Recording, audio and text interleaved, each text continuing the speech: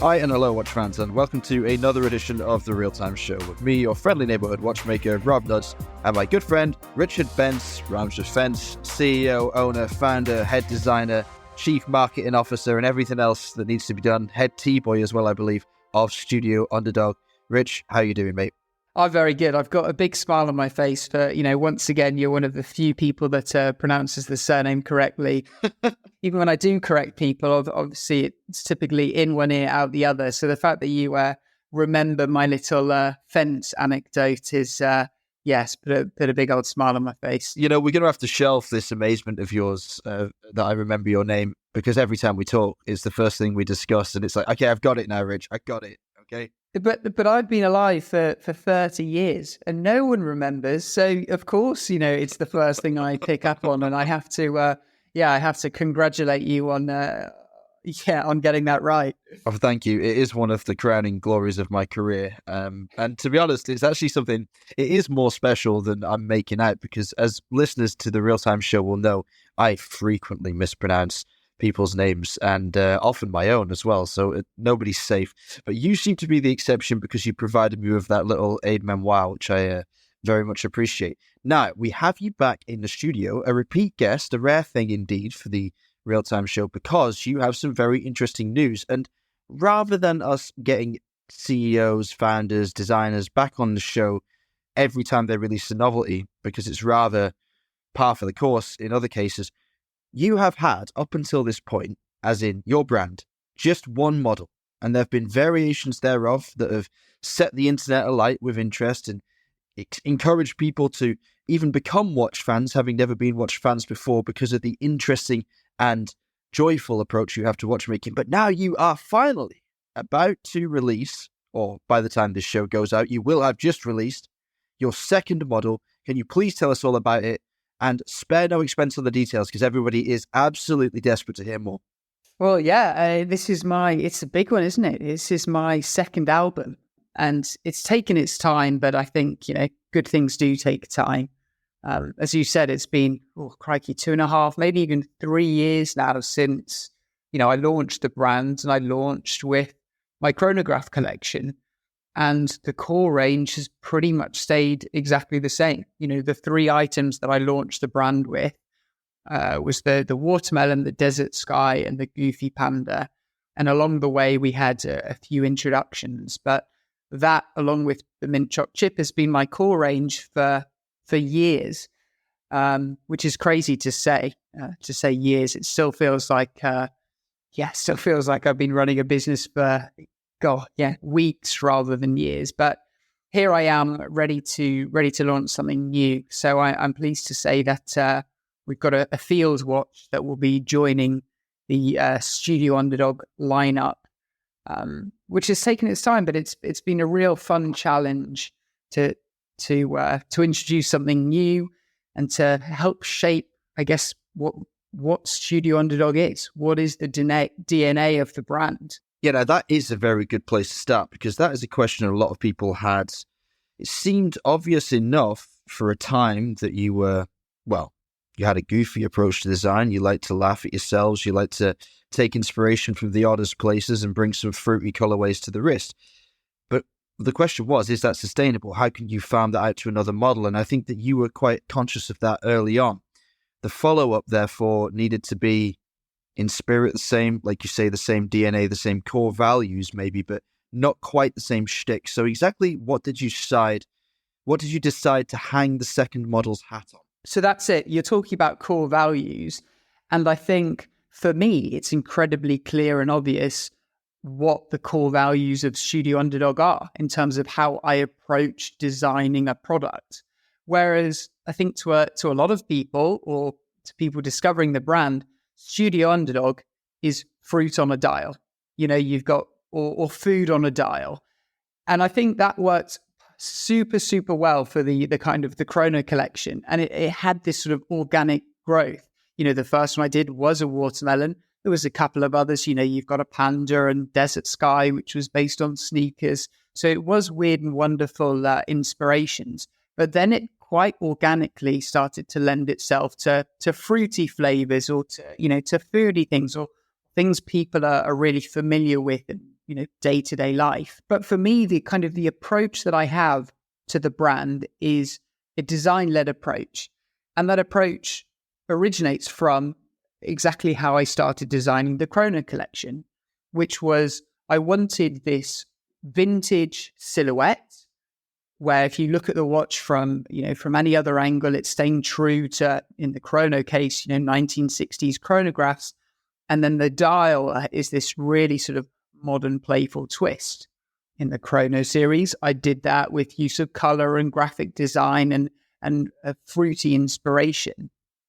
Whereas for the Field collection that I'm, now just launched, it's a similar focus where I've got this silhouette of a field watch. I've stayed true to, the 1945 brief in terms of what the British government briefed brands with in terms of, a military-esque field watch. We've got drilled lugs. We've got a case that has a bezel built into it. It's not a separate part. You've got a closed case back, NATO strap. And then the Studio Underdog twist is a playful injection into the dial. And what I've done in this case is used materials rather than just colors to achieve something that's really playful in its own right. So the dial here is the centerpiece. And we've got a few different dial variations, but essentially the concept is we've got this full lume dial that has multiple layers of superluminova. And then on top of that, we've got a sapphire disc. So the dial itself is actually made from a piece of sapphire, which is a 1 mil piece of sapphire. And on top of that is all the printing details. So you get this incredible detail, incredible depth in the dial.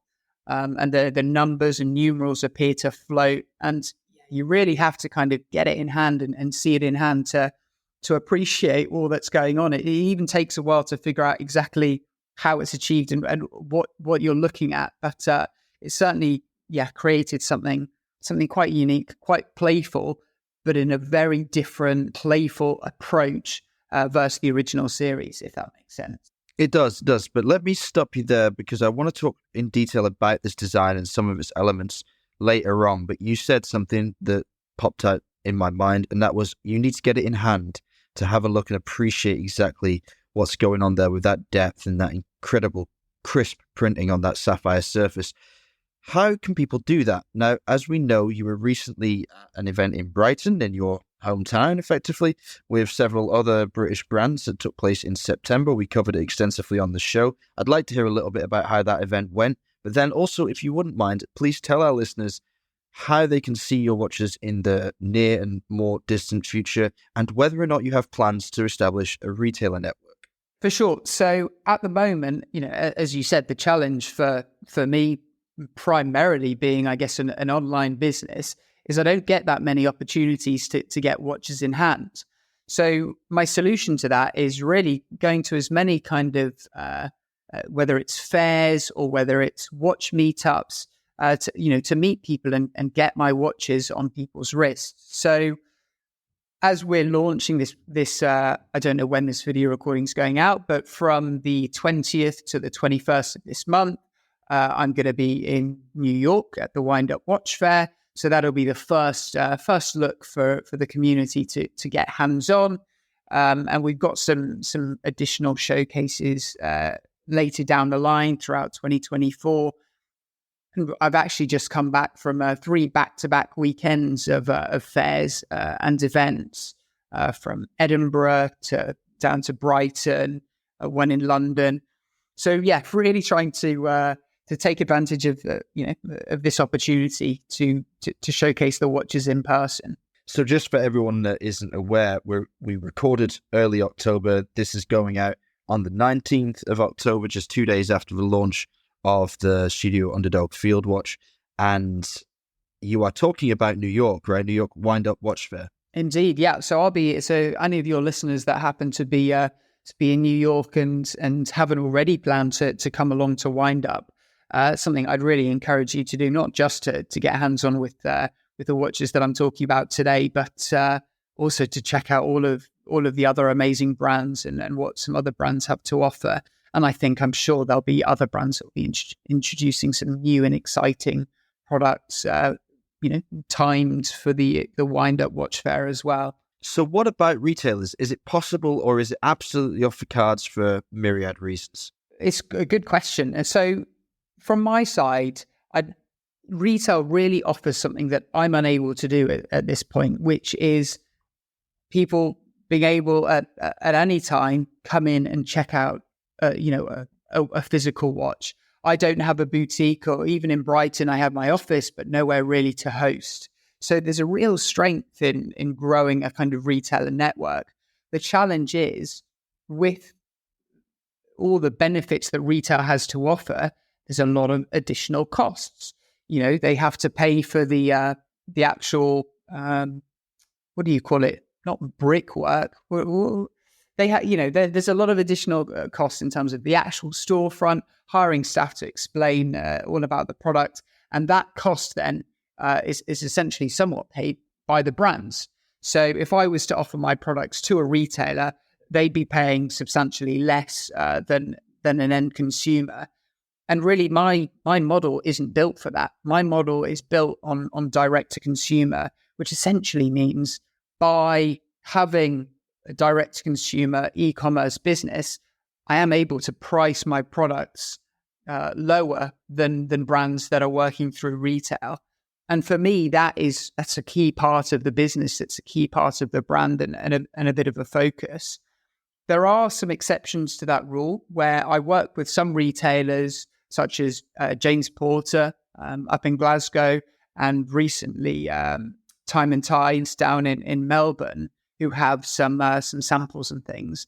But the honest reality is, I'm not really making any profit on those. It's more a brand building and a community exercise where I know both of those stores have a really, really engaged community. And so I kind of want to open up that option. But yeah, it doesn't really make sense on paper. Hopefully that's somewhat interesting, though. No, absolutely it is, because this is one of the things that certainly younger independents have to fight against. You're trying to make your prices appealing to an audience that has so many options, and from brands that are much bigger, much more established, and benefit from the economy of scale, which you never will be able to in the same way, or at least not for a long time. And so getting that physical representation, getting watches into people's hands so they can feel the quality, is always an issue. But you, at least, are very active on the event side of things. And as you say, you've been to some recently, you'll be going to some more before the end of the year. So if people are curious about just how good these watches are, I mean, these are watches that have, like I said earlier, set the internet ablaze with enthusiasm because of their quality and price point. Go along and check them out. But let's talk about the price point, because the new model is significantly more expensive than the chronograph, as people have come to associate with your brand. Now, there is a very good reason for that, but I'll let you do that justification and give us the price breakdown of all the pieces that are still effectively extant in your collection. For sure. Yeah. So there's a number of reasons, but what it essentially came down to is a lot of people were coming to me and saying, why don't you increase your price point? The demand is there for the product. And what I took from that was, well, look, it's clear that there's certain customers out there that are happy to pay a higher price, which means I can potentially offer a better product, or at least it means I'm able to start working with different materials or work with different or better suppliers. So the field watches are at a higher price point based on the fact now we've got a Swiss movement, a Swiss Sonata movement, still assembling the watches in the UK, which is something we're having to build out ourselves. We're working with some great partners such as the strap tailor for our straps, and we've got this incredibly unique dial design, multiple layers of superluminova. We've worked with the superluminova factory to create custom pigments. We've got quite a complex construction in terms of the dial with the sapphire, and all that kind of adds to the cost. But it's clear that this added cost has enabled us to create something really quite unique. So I think it's justified. So the current collection, or the recently introduced field watch collection, is £800, and that comes with a NATO strap and a leather strap. So I'd still like to think a pretty good value proposition. But you're right, it's gone up somewhat compared to the current Chrono series, which still will be maintained. You know, we're not discontinuing that line. This is just the second introduction, basically. Do you think this is going to have any effect on the rabid sellout that you've experienced for all of the chronograph models? Because although the chronograph uses a very openly communicated Chinese chronograph movement, it still seems ridiculously good value, around £500, around $600. It's a mechanical chronograph. It's a beautiful classic architecture of a movement. By the way, if anyone didn't know, it's based on an old Swiss caliber, very beloved Swiss caliber. And it has this great build quality. It has this great vintage styling. And that's a lot. That's a huge value proposition. Why are customers going to follow you to the next model? Now you've stepped it up and you've brought in a Solita. The chronograph's gone. There's some exceptional dial elements, but what is it that people are going to follow? Well, I can't give you that answer. We'll have to go to the people. You know, this is pre-launch. Maybe there won't be a single person out there that is actually interested. But yeah, we'll see. I think I'd like to think it's that same approach. You know, really having something unique and interesting that is a talking point. And from the original Chrono series, that was from this incredible movement in terms of it being such a good value proposition. But that being said, even if we look at that one as an example, if it was purely down to making a decision based on price in terms of a movement, there's certainly other watches that house that ST1901. I think what the original 1963 chronograph you can get for considerably less than my chronos. So I like to think maybe it comes down to what the brand represents and it being able to offer a product that is unlike anything else. And I think that stays true for both the Chrono series and the Field Watch in their own right. But obviously, both products are quite different and both products are in a somewhat different price bracket. So we'll see. Time will tell. I wonder whether this model is going to be very popular amongst your existing community and be more of a love letter to them or seem like that to them at least, because I think a lot of people that have bought Studio Underdog in the past are so impressed with the model that you created. They see that as an ambassador for the brand. And of course, there's you as well. I've never heard a bad word said about you, which is an incredibly powerful thing to have in your locker, being well liked. And I think that when people got that watch on their wrists, they were so taken by it, so impressed by what you were able to offer at that price point with that level of creativity. They kind of committed to you. They've gone all in on the brand. And so I think a lot of people that have bought the first will buy the second. And I just wonder whether there was anybody that saw the first and didn't like the first, but will be turned on by the second, or whether it will be a case of saw the first, liked the first, couldn't buy the first, desperately wanted to buy into the brand at this point of its evolution, and then goes for the second. I don't expect an answer. I know that I'm just positing possibilities. No, but it's a great point, you know, and there's significant differences between the two. Like you said, there's some people that, even though that the ST1901 chronograph movement has got such a rich history, I'm sure there's some customers that say, you know what, I've maybe had a bad experience with one before, or, you know, I don't trust the movement and I'll wait for something more reliable, or wait for something Swiss, for example, which is maybe where this comes in. But I'm interested to see what the reception will be. My honest thoughts on how the launch will go is, I don't think, or I don't expect this series to be as in demand or as popular necessarily as the Chrono series. But for me, it's the right product, because what it does is it helps to shape what the brand is about. And I think that's super important for the long term. And this introduction is essentially me communicating what it means to be a Studio Underdog watch in terms of that design process that I spoke about, at the start of this recording. So because to a lot of people, Studio Underdog I'm the watermelon man. Is the future of Studio Underdog just pink and green on a dial? And if that was the case, is there longevity there? Is that what the people want for the first thing? I'm sure there's a lot of people that is exactly what they want. But how long term is that? Where will the brand be in a few years if that was the case?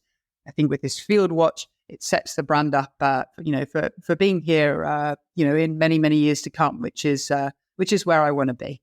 Okay, well, that answers my next question, because I was going to say maybe it's not so much about what the people want, it's about what you want. There's two ways to start a brand. I mean, there's many ways to start a brand, but there's two ways to look at a brand's permanence. One is you fling out an idea there that capitalizes on trends or picks up on a very small niche, exploits it as far as it can be exploited, runs with it for 5 years of cool, and then blows up and disappears in a cloud of smoke. Or you can start something that is going to continue perhaps even beyond your own lifetime. And are you more in the latter camp?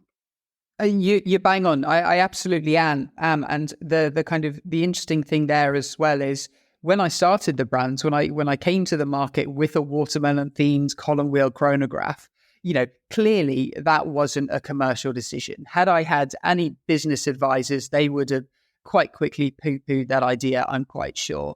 So that approach of, designing something for myself and it just being a product almost for me, that was a focus from the start. There was nothing else to deviate from that.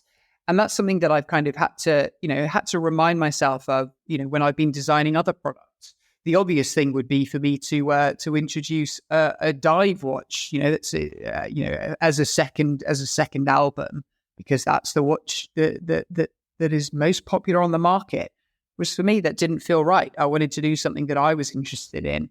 And originally I started designing this watch, God, it must have been probably over 2 years ago now. So from those original drawings, it was still when I was in that state of mind of just, designing for myself. It is Studio Underdog is just my passion project. It's also now, my business. But what made Studio Underdog successful in the first place was that approach. I wasn't trying to be commercial. I wasn't trying to sell as many watches as possible.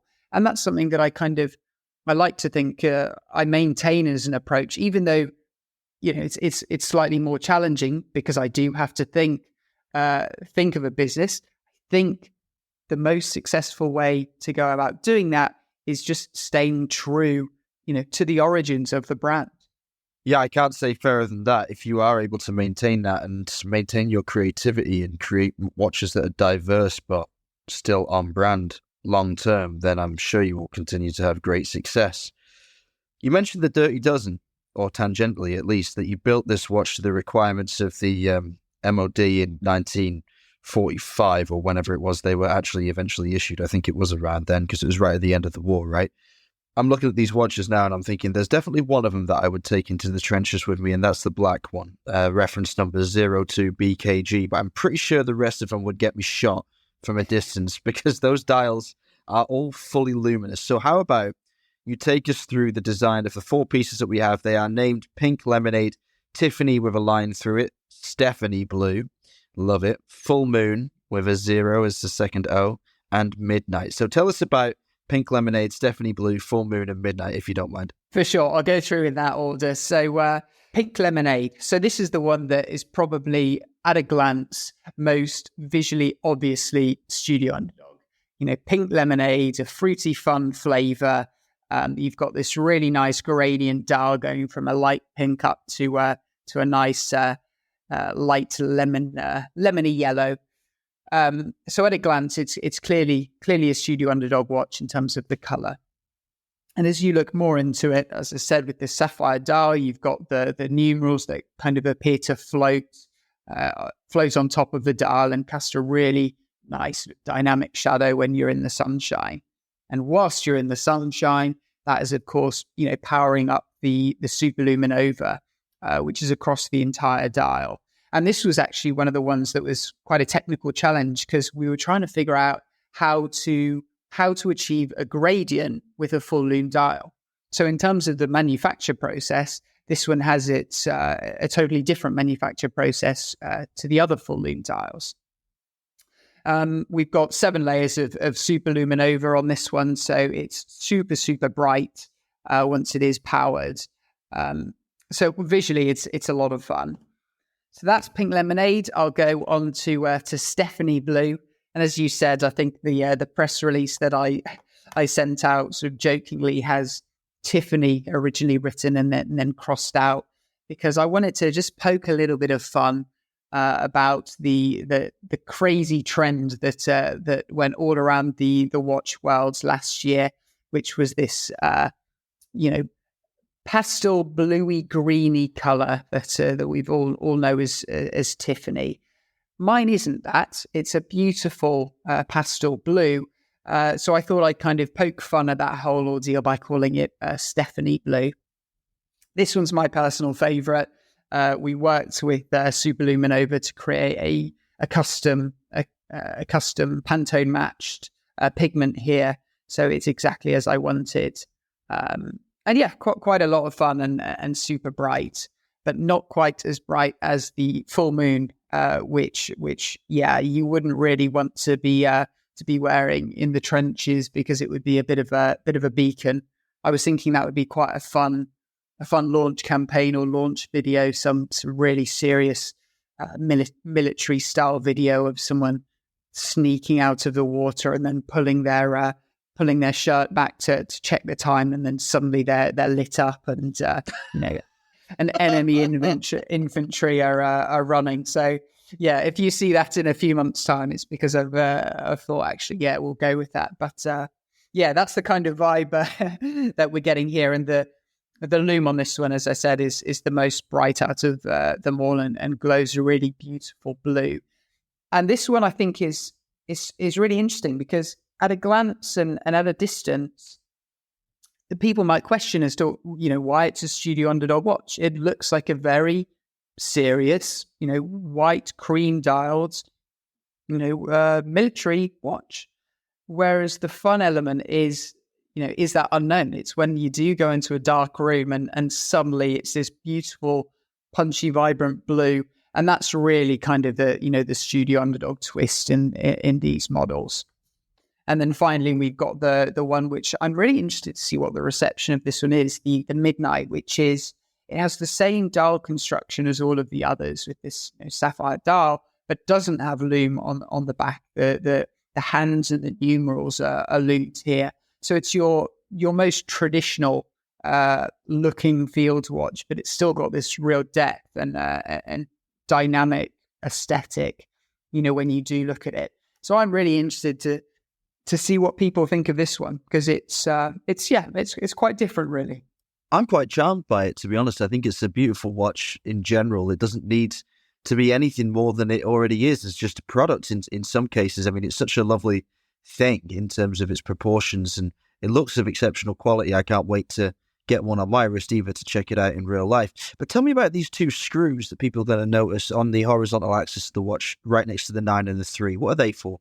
So maybe this is kind of my education in terms of I used to work and design a lot of Bauhaus style products. So this kind of functional element of product design is something that I find quite interesting.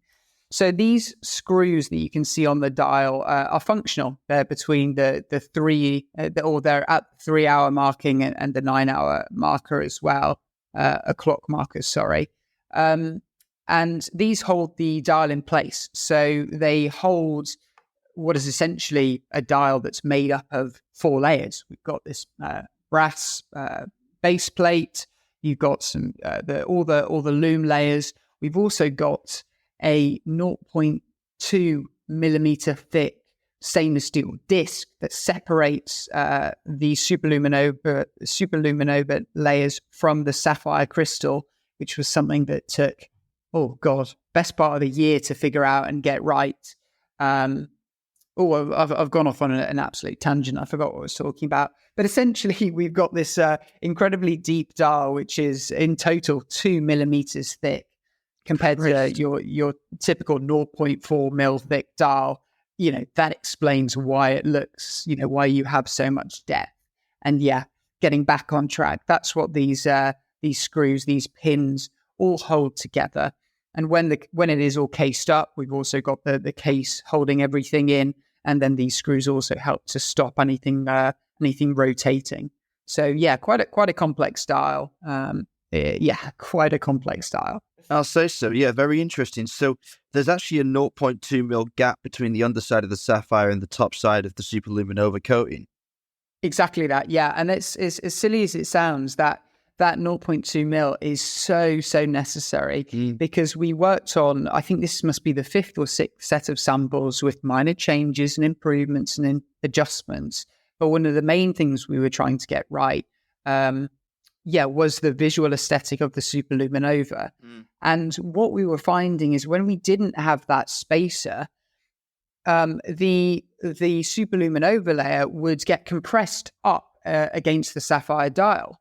And depending on its environment, so essentially the pressure, it would look quite different where the areas were touching or where there was a bit of a gap. And we really found this out when we were doing some water resistance testing and putting them in high pressure environments. And suddenly the dials were doing all sorts of weird and wonderful things that, were not particularly desired. So this is a very, very important 0.2 mil gap. That is not the sort of thing that anybody would predict without having had that personal experience and testing it so extensively. Tell me this, the superluminova layer, is it a solid disc of Lumicast or is it printed onto that brass base plate that you mentioned? No, so it's multiple layers of printing. So what we do is we mix the pigments to become, I guess, similar to a paint. We apply that paint, wait for it to dry, and then we do that process. It's a screen printing process up to 7 times to achieve that, to achieve the desired color, because for some of them, like I said, the Stephanie blue, that color is built up, within the pigments, within the color of the pigments. I would be really interested to see what a full disc Lumicast would look like, and that's something that that maybe I'll have a think about in future. It could be interesting, yeah, but I mean, what you've achieved here in terms of visual impact is extreme. I'm very taken by it. I'm looking at these screws and I'm thinking, how have you managed to make sure they're all aligned so that the slots are vertical? Is that just trigger the press release or what? No, that's in production. That took a while as well. Actually, I was getting some feedback when I created some original sets of samples, and as I said, I've had some samples for quite a while. I was getting feedback and what people thought of them, and that was one of the comments from a trusty member of press who said, "Oh, if only we could have these aligned." And I said, "Okay, let me go back to the drawing board and figure out how to do that." So we figured out a solution there. So I can say those will all be vertical to keep people like yourself smiling and happy. How does that? Well, I really appreciate it that you're taking on board my pernicketiness. But that's it is nice to see. Very clever and not as easy to do as people might think. They might take it for granted, but that is something you have to spend quite a bit of time getting right. I love the crown engraving, by the way. I think that the Cross Zero logo is really coming into its own now. Thank you very much. Okay, so inside this watch we have a Swiss-made Sellita caliber for the first time, and you have obviously worked with Superluminova with RC Tritech, I suppose? Yeah, correct. Okay, great. So you're really working with Swiss suppliers to upgrade the quality level on every front here. I think that you've got a really nice selection of dials. The pink lemonade, like you say, is the typical Studio Underd0g one. Then basically the Stephanie blue with his orange hands might as well be a real-time show special edition. Thanks very much for that. And then we've got the incredible luminosity of the slightly suicidal full moon. And then finally midnight, which, you know what? The more I look at it, and the more I look at it in the nighttime view, and you see the reflections created by the sapphire against the lume, the more intrigued I am by it. That's the one that I tell you what, my photographer has absolutely gone crazy over, because it's essentially a black mirror polished finish. That's what it looks like. So him trying to get photos has been a bit of a struggle, because it's just reflecting anything and everything around it. But we've got there. But yeah, it's come out really, really, really well, and it's got it's got quite a visual difference compared to the other three. The construction is the same, but because you've got this this dark base plate, it really sort of plays with the light and it refracts and reflects all over the place. So given the publication date of this episode, you will all be able to go and have a look at these watches on Studio Underdog's website. You can find that at Underd0g.com. And the launch window is important to communicate, right? So it's going to launch on the 1st of November. So you've got the best part of 2 weeks to make your decision if you want one. It's going to launch on the 1st of November at 2 p.m. That's GMT. And it'll be available for just 9 hours until 11 p.m. GMT. And that means anyone placing an order within that window will be guaranteed a watch. And then the first 500 watches will be delivered before Christmas 2023, barring any catastrophes, I suppose. And I suppose you will fulfill further orders in the 500 you possibly could take within that 9-hour window into 2024. Okay, you're doing my job for me. No, I appreciate that. Yes. So that's that's the kind of the model, the launch model that we've worked with in the past that tends to work really well, because it's a good sweet spot between customers being able to to purchase the watch, and rather than suddenly there's a sold out message that pops up within the first few minutes, or as you're adding your card details. This allows us to keep a short window so the people that really are interested, are there and able to make their purchase in good time, whilst also allowing us then to close the order window and essentially concentrate on the fulfillment process for the remainder of the year and likely throughout into early next year as well. So we've been working hard on our kind of assembly, and we've had a record month in terms of assembly output for the current chrono range, the current outstanding orders in September, which has been amazing and really set us up for the launch of this new series. So as you said, first 500 watches will be shipped out pre-Christmas, which is a bit of a record for Studio Underdog, really. And the plan is not to limit this model to a hard number, right? Correct. Yeah, exactly the same as the Chrono collection. We don't plan to have these as limited editions. Our focus is getting watches on people's wrists, and if people like what I'm doing, I want to to give them every opportunity to support and be a part of the growing business as well. So yeah, that's the model that I'll be sticking with, but it's likely, or I guess depends on how many people are interested in this product, that it probably won't be the order book won't be reopened for quite some time, quite possibly towards the end of next year, really. Okay, so let's just buzz through a couple of the statistics that we haven't yet shared, and that is case dimensions. Remarkably, this piece is only 37 millimeters in diameter and 12 millimeters thick, right? Correct. Yeah.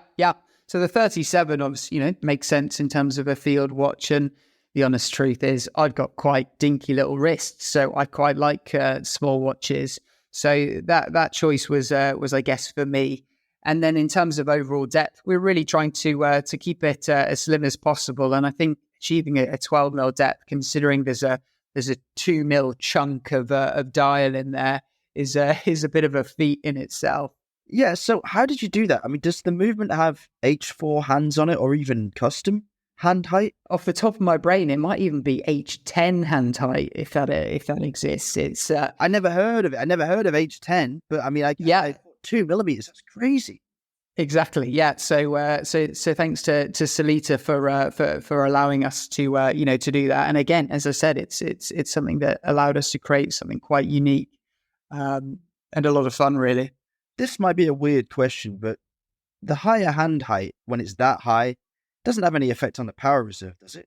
No effect on the power reserve, because it's basically just an extension of the pinion. It's just the central element is just raised. So no real drain in terms of the power reserve. True. The only other thing that we have to you have to consider is, with this chunky dial and this raised hand height, is all that additional millimeters, which in a watch, when you're talking about the thickness, millimeters is quite a large metric. that all pushes the crown down. So that's why it was so important when we were designing the case, that we really had to, build it from the ground up. There's no way that we could, use the current chrono case or looking at, referencing other existing cases. We had to really sort of custom design it so the crown didn't look visually out of place. So again, a little design challenge that is quite fun. When we do find solutions. I'm very pleased that the crown is not a wimpy little crown, considering it's a 37mm watch, and this is supposed to be relatively faithful to the stylings of the day, which tend to have, by modern standards, quite oversized crowns. It's a lovely, chunky looking thing that I'm sure is easy enough to grab and wind. But from the renders I have, because I have angles which don't show me exactly how low the crown sits, does the lug drop off ensure that when the watch is resting flat on a table, it's resting on its lugs, or is the crown touching the table as well? No, it's resting on its lugs just about. So so no issues there. But even that in itself was a challenge, and that's something that we had to build the whole kind of case design around. So yeah, well spotted. Brilliant stuff. And people love to know lug to lug measurement. You've been kind enough to include it in the press release. It's 46mm, so quite compact. 18mm lug width, and that lug width will be filled by a strap from the strap tailor again. Yeah, that's it, the strap tailor. And we've also, because in true true field watch fashion, they look great on a NATO strap. So we've also added, I probably can't call it a NATO these days, a single pass strap as well. So that comes with every single watch. Have you learned from the past being schooled for calling a single pass a NATO? Is that... Well, not really schooled. I've rumor has it that someone that owns the trademark of NATO is going around shutting people down, sending, I don't know, cease and desist or whatever the legal the legislation is. So I thought better safe than sorry, and avoid calling it a NATO. So yeah, that's a whole other topic in itself. Isn't the technical name for a NATO strap a G10? Or did I make that up in my head? Oh, I've no idea. If that is the case, I should probably go around changing my press release. But yeah, I think single pass, people get it.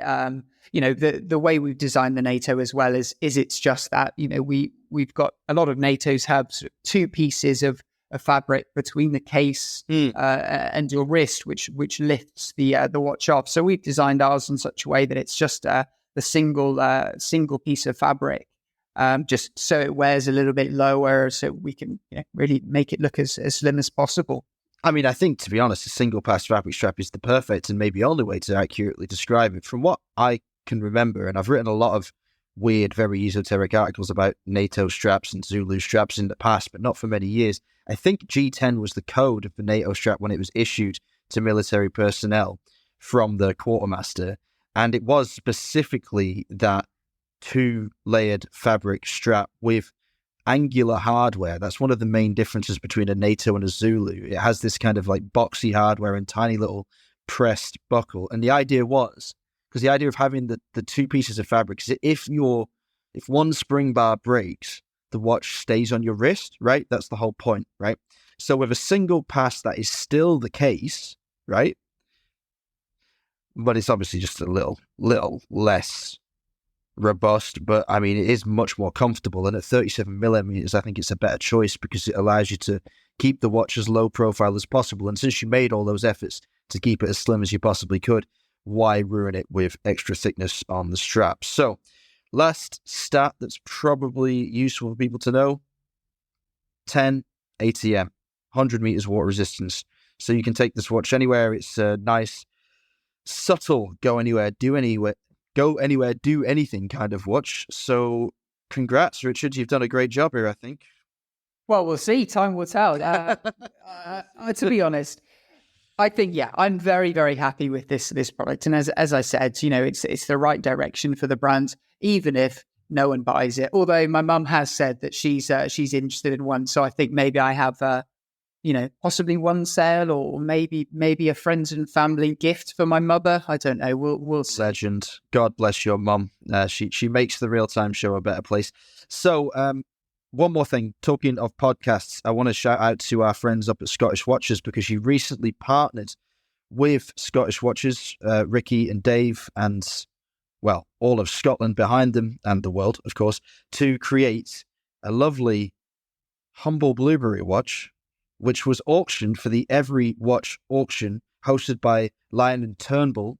Can you tell us a bit about this project? Tell us about the design for Scottish Watchers special edition for this good cause, and exactly how much the boys up across the border had to do with designing this watch. For sure. So, yeah, the guys at Scottish Watches reached out to me and asked if I wanted to be a part of a charity auction.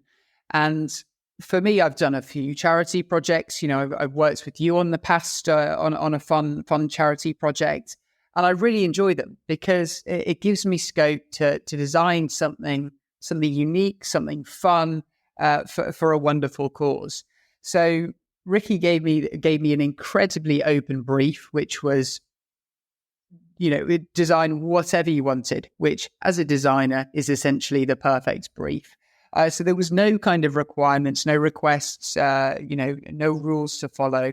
So I designed, a nice blueberry coloured watch using different tones of blue, and maybe there was some link to Scotland there in terms of selecting the blue going on in the back of my mind. I'm not too sure. It must have been the case because I think of all the other brands as well, the vast majority of them seem to lean into this blue color, which wasn't a part of the brief. So, you know, that was somewhat interesting.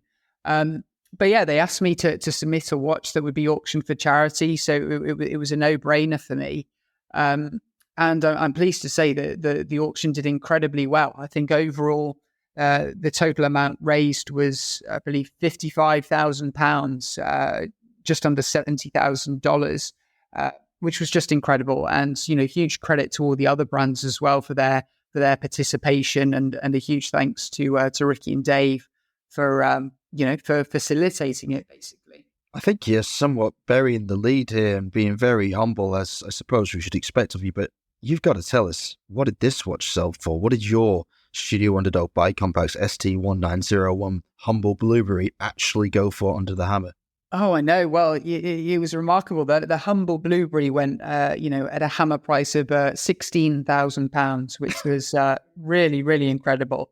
I was sort of watching it in the last few moments, and in the last minute, you know, clearly a couple of people really decided that they wanted their hands on this blueberry, and so things sort of went crazy within the last few seconds.